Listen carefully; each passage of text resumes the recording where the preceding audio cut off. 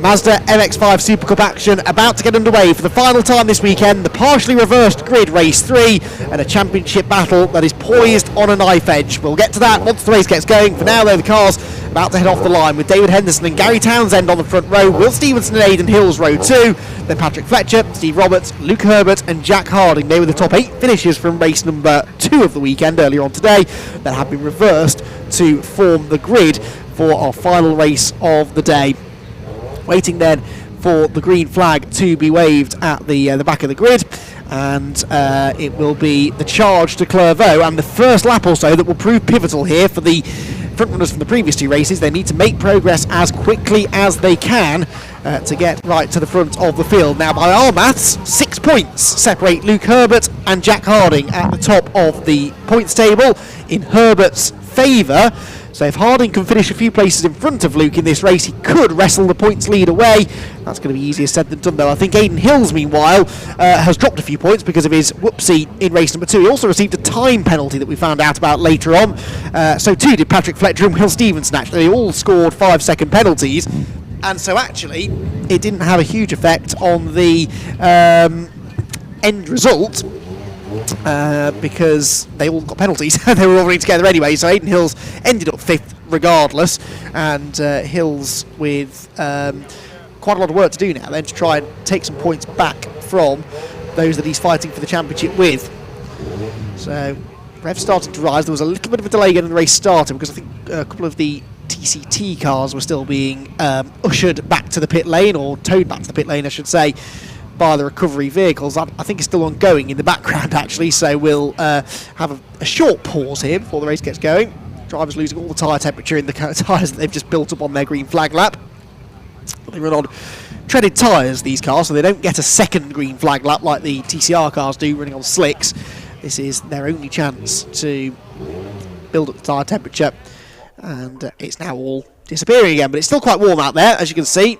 Bright and sunny, track temperature still fairly high, and so they should be able to get those tyres up to their working window fairly rapidly, hopefully. We lost Jack Sycamore in the previous race. I'm just trying to see whether or not he's there at the back of the field. I think he is, not too sure though. We'll check out that in a moment or two when the race gets underway. David Henderson then on the front row of the grid, pole position for him with Gary Townsend, the leading Masters contender, alongside. David Henderson, a former Mark 1 racer in the Mazda. So too actually Will Stevenson on row number 2 with Aidan Hills alongside him, who came out of the junior rallying scene, rallycross scene I should say, to come into circuit racing. Not maybe the usual method of coming into motorsport. You'd think, therefore, that he might have an edge here at Croft, Croft being a very popular rallycross venue, but he said that actually this was probably his least favourite rallycross circuit. He never seemed to go particularly well here, and so certainly doesn't believe that he's got any sort of an advantage over the competition arriving here at Croft. Did a bit of rallycrossing himself in the previous race, getting elbowed onto the grass on a couple of occasions. He and Steve Roberts had a bit of argy-bargy out of the hairpin at one point, which was investigated by the clerk of the course, but actually then, as Steve Roberts himself said, hey look, if I was up the inside of Aidan coming out of the hairpin, I'd have put him on the grass as well. So no harm, no foul in the end. Revs then starting to rise. We're about to go racing then for the final time. There's another green flag lap, never mind. So because of the long pause on the grid, they are going to give them a green flag lap, which makes sense when you think about it. The tyres losing their temperature and pressure, not ideal. So another chance, therefore, to get the tyres up temperature, and a chance then to go through the full grid. So David Henderson has the pole position. Gary Townsend is alongside him on the front row, both of them looking for their first ever MX-5 SuperCup victory. The same goes for Will Stevenson in 3rd. Aidan Hills will line up 4th, and the man that really needs to try and get something out of this race after the not disastrous weekend he's had so far, but certainly 5th place in race 2 was not ideal, with his big title rivals Jack Harding and Luke Herbert finishing 1-2. Patrick Fletcher is on the 3rd row. Now Patrick is looking for his first ever podium, and he's been knocking on the door all weekend with a 4th in race 1 and another 4th in race 2, so he's been within touching distance of the podium. Could this be the race in which he gets it?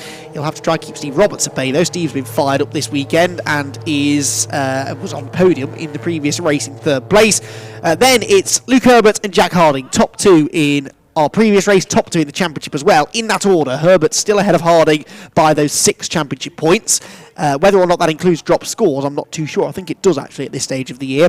Then it's Nick Rutter and Bradley Kent, with Ray Worley and George Grant. Then Chris Richardson and Jack Sycamore, I noticed, was there. Now that is drama for Aidan Hills. Aidan Hills with engine troubles on the green flag lap. Would you believe it? The car pulling off the road, and the man third in the championship is out before the race even gets underway, and he's pulled well off the road as well down at Sunny. And Aidan Hills, what has gone wrong? It is very, very rare to see one of these MX-5 SuperCup engines expire like that. In fact, I can't actually remember the last time I saw that. You get the odd mechanical gremlin, but that looked like it was a proper engine blow-up. In a way, thank goodness it happened on a green flag lap, not in the race. Had they started the race straight away, that could have happened in front of everybody.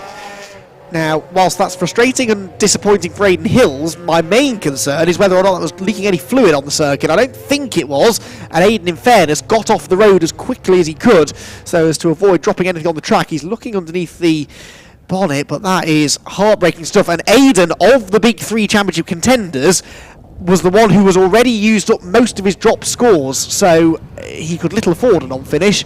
Sadly, that's exactly what he's got. At least the saving grace, I suppose, is that it won't affect the next race, because this is the final race of the weekend. Had this happened in races 1 and 2, or particularly race 2, it would have affected his grid position for race 3, but that's not the case. Either way, he will have to watch from the sidelines now. So the rest of the grid, with a gap now where Aidan Hills should be, is lining up. That means that Steve Roberts might have an advantage with that clear space in front of him on the run to the first corner. David Henderson and Gary Townsend are on the front row of the grid together. As the red lights go on, they go out now. Away they go. Good start made by Townsend from the outside of row number 1. Can he seize the lead on the run towards the first corner? Yes, he can. So he's got himself ahead of David Henderson already. Keep an eye on the white car of Steve Roberts on the outside line. So too Jack Harding trying to come through. He's 3 abreast with Luke Herbert in the middle. Patrick Fletcher on the inside line. Herbert goes from the middle to the inside. Harding's off the road. Fingers crossed they all get through safely. This is always precarious for those championship contenders. This reverse grid race means they're in the hornet's nest in the first few corners. Jack Sycamore may have got the car out there after his mechanical issues in the previous race, but he was off the road through the first sequence of corners. So too, though, I think, was Jack Harding, actually, and as he tries to get back in the queue, Luke Herbert almost got up the inside of him. So down to tower for the first time. It is Townsend leading the way, Henderson second, Stevenson third, Luke Herbert around the outside of Jack Harding. This is a really significant battle, and Harding keeps him behind. So that's crucial then. So Harding has got himself ahead of Herbert, despite having started one position behind him on the grid. And with these reverse grid races, it's often the first of the sort of really quick drivers to break free at the front that tends to win.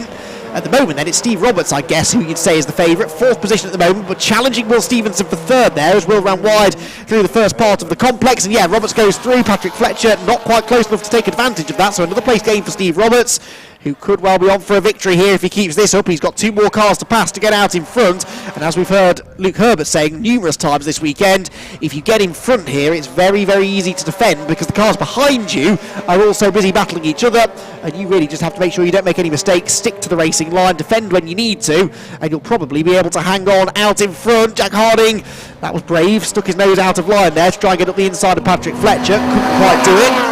And then immediately, turns his attention to defence to keep Luke Herbert behind. He wouldn't usually feel the need to defend 6th position so hard, but the fact that it is the points leader behind him means that he knows full well he can't afford to let him through. Fletcher is now into 3rd. By the way, Bradley Kent is in the gravel and did well to avoid the barriers. He'll have dirt all over the tyres now, though, and still can't actually find a gap back in line. It's a shame for Bradley Kent, who was running 9th at the end of the previous lap. Right then, what's going on at the front? Well, Fletcher, as I said, is into 4th place, and he's now challenging for 3rd, but it looks like Luke Herbert is up the inside of Jack Harding as well. The 2 cars at the back of this queue. Patrick Fletcher locks up and goes off. He's on the grass. The barrier is looming. Can he avoid it? Yeah, I think he did somehow. That gave our cameraman a scare, though, and Patrick Fletcher off into the field, and that is the iconic Croft shot, isn't it? Just the roll cage of the car appearing through the high grass.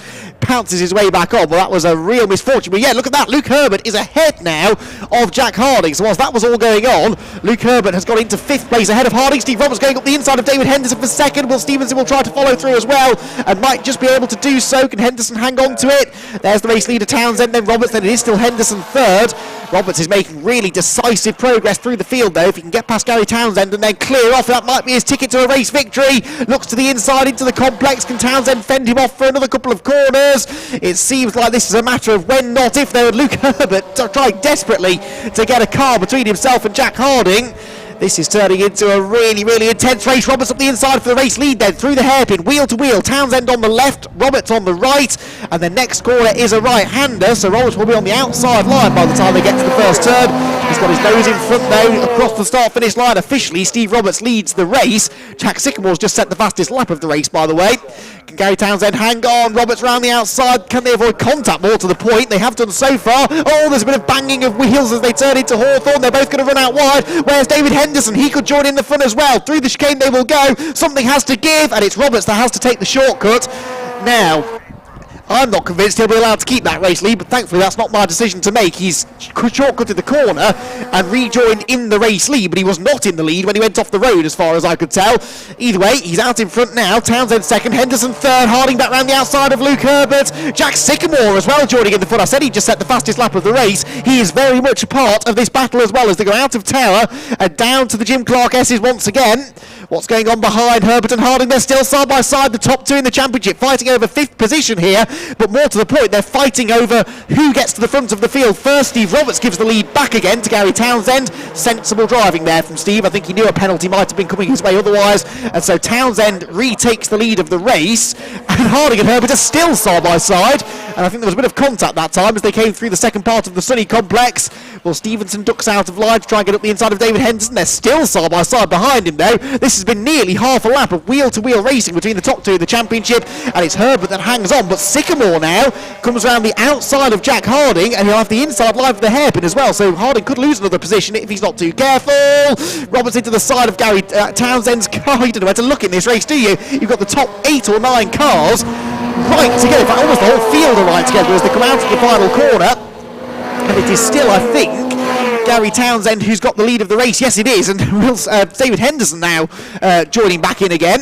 Patrick Fletcher, partly because he's not part of this battle, has set the fastest lap. Well, Stevenson up the inside of Henderson for third, and Luke Herbert comes past everybody. How on earth did he do that? So lots of shuffling in the order behind, but Herbert goes third, and Harding follows him right through into 4th position.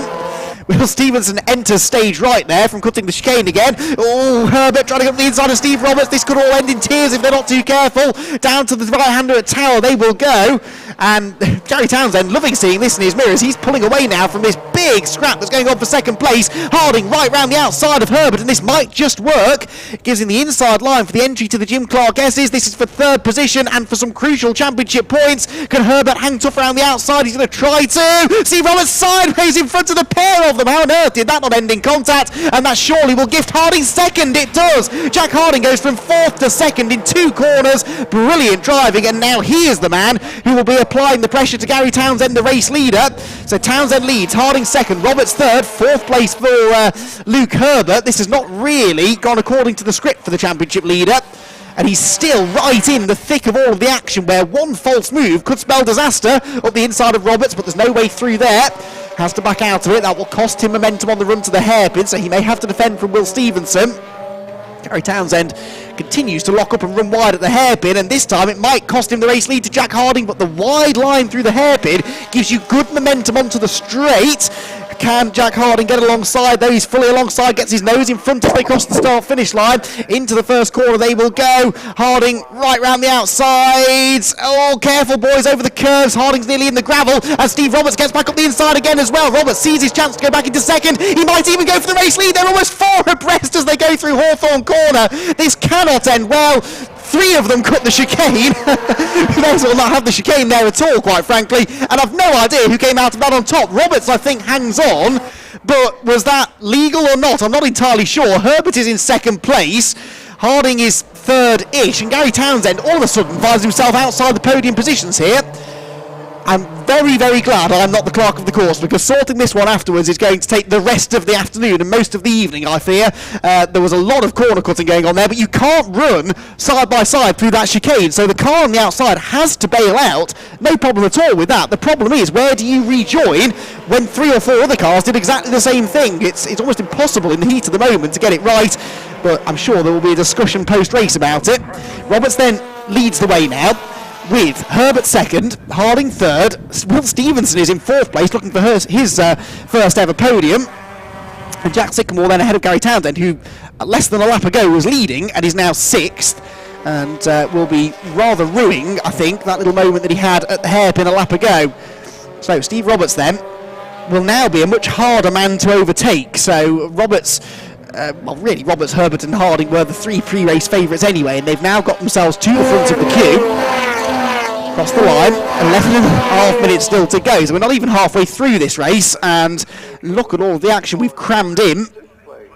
And it's not over yet either, because now that the established front runners are at the front of the field, they will do battle amongst themselves for the race victory and the podium positions. Roberts then back out of the chicane, trying to break the toe, but that is probably not going to happen.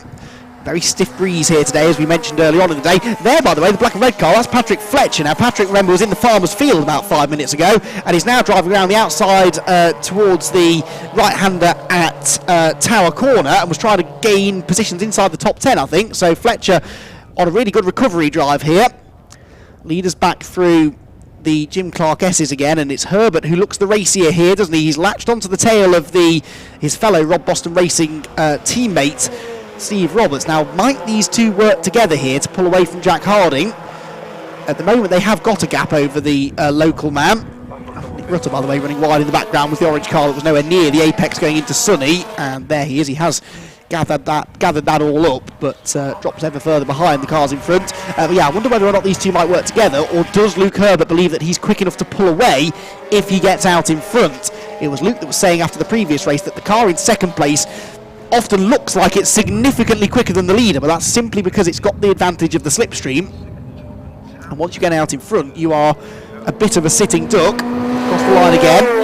Top 3 flash. Steve Roberts with the fastest lap though, 1:36.792. So actually he was a bit quicker than Herbert then. I think a lot of that time was taken out of Luke in the final sector. This the fight for 4th place then. Will Stevenson, Jack Sycamore and Gary Townsend, all of them arguably having their best race of the year so far. Gary Townsend's car is far from in showroom condition now. There's a big ding in the passenger side door from that contact he had at this part of the circuit a few laps ago. He may have lost the lead though, but there's still a good chance of getting a top 5 finish here for Townsend, which is not necessarily that regular an occurrence. So let's see what he can salvage out of this race. I think we've lost Patrick Fletcher again, by the way, or he's dropped down to 13th anyway, so he was moving into the top 10 a lap ago. Now finds himself considerably further down the order, so there clearly was some sort of a moment for the former Renault Clio one-make racing frontrunner.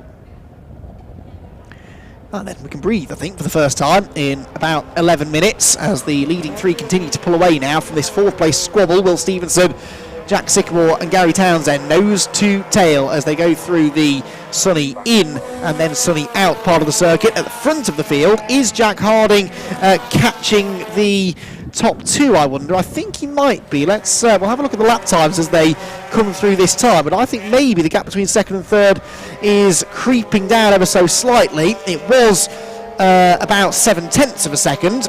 Let's see if that's come down on this lap. I think it almost certainly has. It couldn't be much closer for 4th place though, as the AB Motorsport car of Jack Sycamore goes to the outside at the hairpin, cuts back to the inside again on the exit of the corner. Back in the slipstream. Right then, lead gaps. The lead gap goes out slightly on that occasion by 2/10. It's now just under 7/10 of a second. Roberts to Herbert. Herbert to Harding, though, did come down because Harding just set a personal best lap.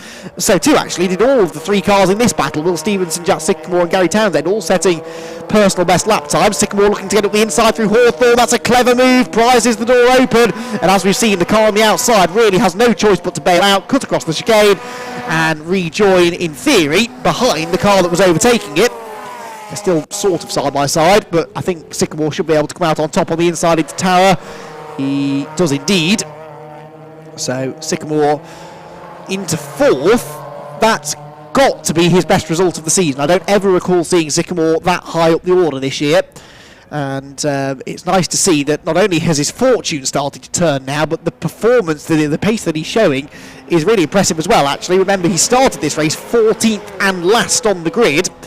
And that was after a DNF in the previous race on the last lap when he was running inside the top 10, and the car, for reasons we still don't fully understand, simply stopped coming out of the final corner. It stopped less than 100 metres short of the checkered flag. That meant that not only did he not score any points from that race, but he had to start from the back again in this one. But he's made really stellar progress through the order and is now in 4th position. I don't think he's quite got the pace to go after the leading 3. But unless we had a safety car, of course, which is definitely possible, in which case you wouldn't count anything out, would you? But right now, I think his priority is going to be defending that 4th position to the flag. As the race leaders go across the start-finish line, and you saw it there briefly, Steve Roberts had the fastest lap, but then Luke Herbert went quicker by 0.3 of a second. That was quite significantly quicker for Luke Herbert, and Luke does a 1:36.424, which is not quite as quick. It's about 0.4 slower than they went in the previous race, but it is on a par with the pace they showed in yesterday's race. So the pace is definitely looking good here for Luke Herbert. Had a nice toe as well, of course, and he has been the master this year of finishing 2nd place, but with fastest lap, which, as we documented, sort of nullifies any advantage that winning the race has. You score 100 points for a win, you score 98 for 2nd, add the 2 fastest lap points on, and all of a sudden you've lost absolutely nothing to the race winner.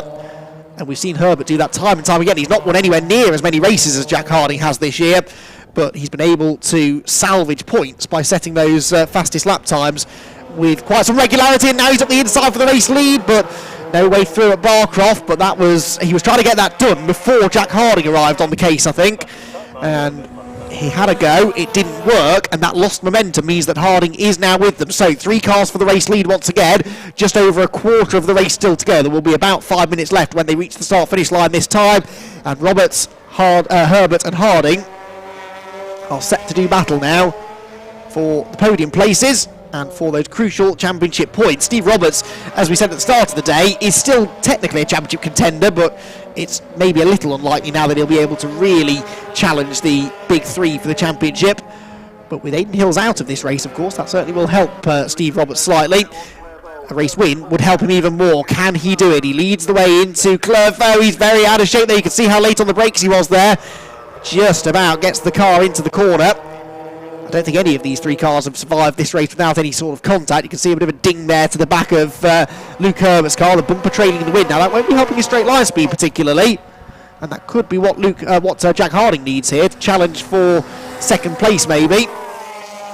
Further back, the next trio, still in the same order then, Sycamore, Stevenson and Townsend. Nick Rutter is 7th, by the way, with Chris Richardson in 8th position, having started 13th. 9th place is George Grant, having also started outside the top 10, and Bradley Kent, despite that gravelly moment at the first corner, is back into the top 10. Leading trio through the far end of the circuit, where Luke Herbert tried that move a lap ago. We've seen a surprising amount of overtaking at this part of the track actually in the past in MX-5 SuperCup racing. It's not traditionally a corner that you'd expect to see much overtaking into Sunny, but we saw Aidan Hills pull off a brilliant move there yesterday. Tried to pull another brilliant move off around the outside in race 2. It didn't really work, and he ended up throwing away a podium or potential podium place. Through the complex then, into the closing stages now of this 3rd race of the weekend for the Mazda MX-5 SuperCup. Still don't know who's going to win the race. We still don't know who's going to finish 4th either, because Jack Sycamore, as we suspected, although he got past Will Stevenson, has not been able to pull away, and neither are they dropping Gary Townsend actually, who's regained his rhythm a bit now. He lost it, I reckon, earlier on when he lost the race lead, but he is doing his best to stick with these cars in front. Through the first corner at Clervaux, Gary Townsend running a bit wide there. Will Stevenson therefore taking advantage of the fact that he's not under any pressure to latch onto the rear bumper once again of the AB Motorsport car of Jack Sycamore. Through the chicane into the toe, Tower corner beckons, and this is definitely a good place to overtake, but again Will Stevenson lending the bumper there to Jack Sycamore, pushing him down the straight, and then pulls out to attack at the end of it, trying to get himself away from Gary Townsend so that he's free to make this move to the outside. Whereas if Townsend was right on his tail, Stevenson probably wouldn't be able to search around for an overtaking opportunity quite as freely as he can if they're able to drop Townsend by a couple of car lengths. So, 2.5 minutes to go. What's going on here? Sycamore's off the road. Oh no, through Barcroft, spins back onto the road as well, right in front of Gary Townsend, who misses him by a fraction. How on earth that started, I don't know, but it looked as though there was some contact coming through the second part of the Jim Clark S's, and unfortunately Jack Sycamore's miserable look actually makes a return just when things were looking to be on the up for him, and he ends up off the road and very nearly involved in a sizable accident. Thankfully Gary Townsend may be one of the older drivers on the grid, but his reactions are still good, and he avoided T-boning the stricken Sycamore car by a matter of inches, so that was a scary moment for all involved. It now means that Will Stevenson moves back into 4th place though, and Townsend into 5th. Leading trio then through Clervaux for what I reckon will be the penultimate time. Then we might just squeeze another 2 laps in after this. Actually, they're lapping in the sort of high 1 minute 30. So yeah, I think we will get 2 more laps in after this one. So no, tell a lie, 1 more lap after this one, 2 laps including this one. I knew what I meant. Leading 3, nonetheless, are still latched together, and they have been since about midway through the race when they broke clear of the midfield traffic, and they have sort of just been following each other around really, but that's what it looks like. Of course, there's a lot more going on than that. They're all trying to suss each other out. Herbert trying to suss out how he can attack Steve Roberts without leaving himself vulnerable to attack from Jack Harding, and indeed working out whether he wants to do that, because really his priority in this race is keeping Harding behind. There's no real need to go for a do-or-die lunge for the race victory, because if it doesn't pay off, it will cost him a position to Harding, and Jack is the man that he really needs to try and keep an eye on championship-wise. So it may be, actually, that Luke Herbert is quite happy to settle into 2nd place here. Meanwhile, this is the battle going on further back. Number 96 is Chris Richardson, and he started off the back of the grid. He's currently running in 8th position then, so that's the fight for 8th place. Richardson with Will Stevenson behind, then George Grant and Bradley Kent, the teammates. Then Ray Worley, I think, is next, the former driver's representative of this championship. These days, doesn't race quite as much as he used to, but he still runs the Bora Motorsport squad who are running that car, and his daughter Jude is now making her first steps into Mazda MX-5 racing, so he's very much focusing on that more than anything else. Patrick Fletcher is also a part of this battle, or about to be anyway, as they do now go on to the final lap of the race. And what is going on at the head of the field then? Is Steve Roberts going to be able to hang on to take the race victory here at Croft? There they go, into Tower Corner. Number 56 car that's had a bit of a troubled history at times. It's not the car that Steve was racing this time last year. That car got written off at Cadwell Park, at Castle Combe, excuse me, after an incident there with James Blake Baldwin, who again is a former champion who's not here this weekend. Will Stevenson and Chris Richardson there running side by side with the chicane, just to prove that you can go through there without having to bail out across the runoff area. The leading 3 through Sunny for the final time. Are we going to see a late change? We're almost certainly going to see some late changes here, because Chris Richardson's now been overtaken by George Grant.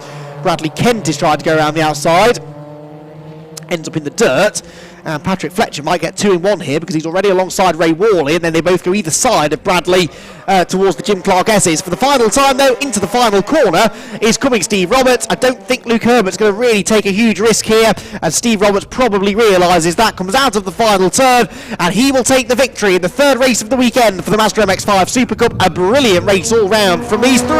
Herbert tried to nab it on the line and misses out fractionally. Oh, I thought that might happen. One of those cars from that 8th place battle goes off, and it's George Grant, unfortunately, pointing the wrong way.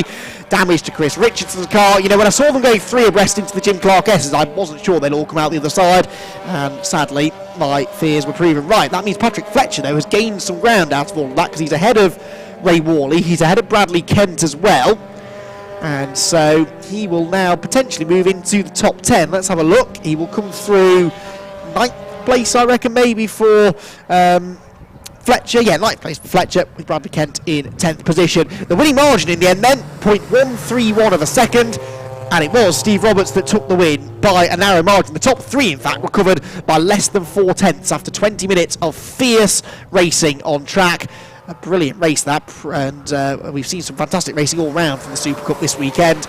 All 3 races have been thrillers. It's Roberts that wins though, Herbert 2nd, Harding 3rd, so Luke Herbert will actually end up extending his points lead, because he also took the fastest lap, so he will now be, by my reckoning, 10 points clear of Jack Harding as we head to Brands Hatch. Will Stevenson is 4th, Gary Townsend 5th, and Nick Rutter in 6th. Jack Sycamore is 7th, then David Henderson, Patrick Fletcher and Bradley Kent to round out the top 10. Ray Worley was 11th, Chris Richardson limped home with damage in 12th, George Grant did in the end recover from that spin to finish 13th, and Aidan Hills, a non-starter, and we'll have to try and find out what that problem was, because it has potentially now cost him any chance of the title. He's still mathematically going to be in contention, but in a field this evenly matched, when you look at the results of Harding and Herbert this weekend, they've not been off the podium all weekend. They're rarely off the podium at all at any weekend. So as soon as you start racking up non-finishes, and to be honest, even 5th place finishes don't really cut it in this championship. If you want to be fighting at the top, you have to be on the podium as near as damn it in every race of the year. And Aidan, unfortunately, who coming into this weekend had a win at every round so far this season, that run has come to an end in particularly disappointing fashion with a mechanical fault. It looked like a complete engine failure, honestly.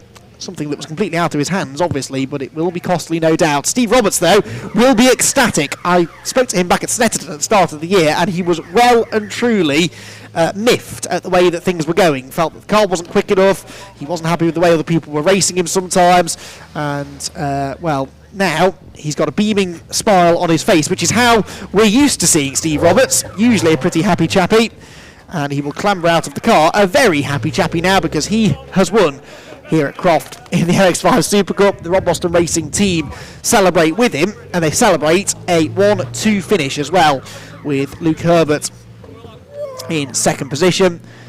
And the AK Automotive squad, the local team, get a trio of podiums, but only 2 race wins. I say only. They would have probably felt that Harding had a chance of doing the hat-trick, but not to be, unfortunately.